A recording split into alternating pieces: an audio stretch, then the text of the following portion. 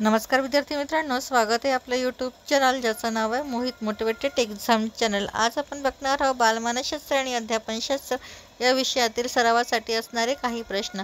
सुरुवातीला व्हिडिओ आवडल्यास व्हिडिओला लाईक करा, कमेंट्स करा, जास्तीत जास्त व्हिडिओ शेअर करा आणि चॅनलला सबस्क्राईब करायला विसरू नका। चला तर मग सुरुवात करूया व्हिडिओला। प्रश्न क्रमांक 9, शैशवावस्था रिकामी जागा असते। पर्याय आहे 1 महिना ते 2 वर्ष, 30 दिवसांपर्यंत 2 ते 6 वर्ष, 6 ते 12 वर्ष। तर याचं अचूक उत्तर आहे पर्याय क्रमांक 1 महिना ते 2 वर्ष ही शैशवावस्था म्हणून ओळखली जाते।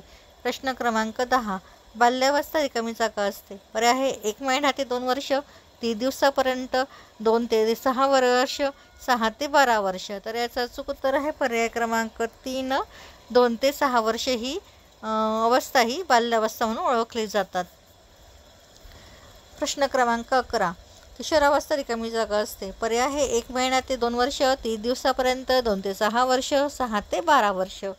तर याचं अचूक उत्तर आहे पर्याय क्रमांक 4, 6 ते 12 वर्ष ही अवस्था किशोरावस्था म्हणून ओळखली जाते।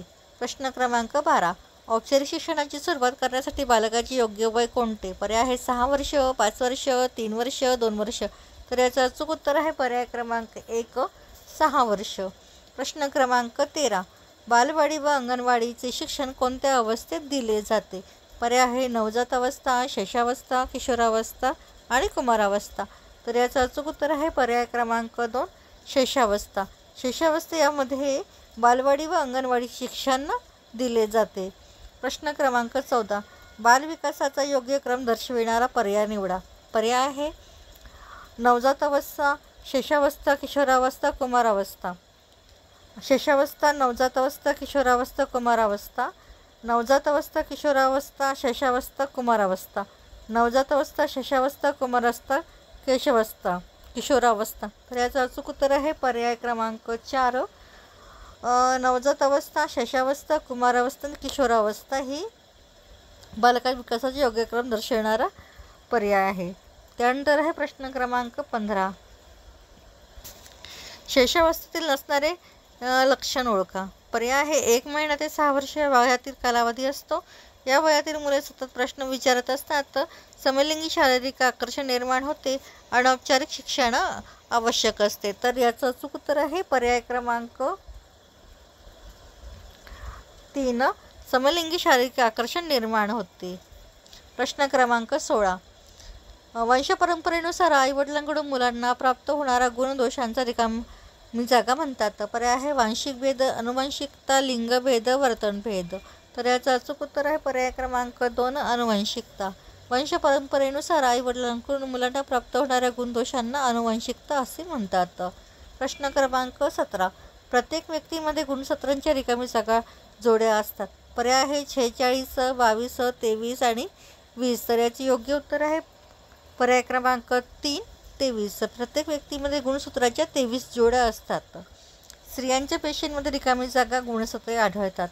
पर्याय आहे 23, 46, 44 आणि 22। तर याचे अचूक उत्तर आहे पर्याय क्रमांक 2, 46। स्त्री व पुरुषाच्या मिलनाच्या वेळी रिकामी जागा लैंगिक गुणसूत्राचा संयोग झाल्यास मुलाचा जन्म होतो। पर्याय आहे क्ष आणि य आणि य, क्ष आणि क्ष वरील सर्व। तर याचं अचूक उत्तर आहे पर्याय क्रमांक 1, क्ष आणि य या लैंगिक गुणसूत्राचा संयोग झाल्यास मुलाचा जन्म होतो। प्रश्न क्रमांक 20, स्त्री व पुरुषाच्या मिलनाच्या वेळी रिकामी जागा लैंगिक गुणसूत्राचा संयोग झाल्यास मुलीचा जन्म होतो। पर्याय आहे क्ष आणि य, य आणि य, क्ष आणि क्ष वरील सर्व। तर याचं अचूक उत्तर आहे पर्याय क्रमांक 3, क्ष आणि क्ष। प्रश्न क्रमांक 21, शिक्षण अधिक प्रभावी होऊ शकते जर रिकामी जागा। पर्याय आहे विद्यार्थ्यांना स्वतः कार्य करणे व त्यावर नियंत्रण करण्याची स्वायत्तता दिली गेली तर, विद्यार्थ्यांचे अध्ययन हे शिक्षकाद्वारे निर्देशित व नियंत्रित केले जात असेल तर, तथ्यांचा विचार करण्यामध्ये शिक्षकांची भूमिका केंद्रस्थानी असेल तर, शिक्षक अध्ययनासाठी निर्देश देत असतील तर।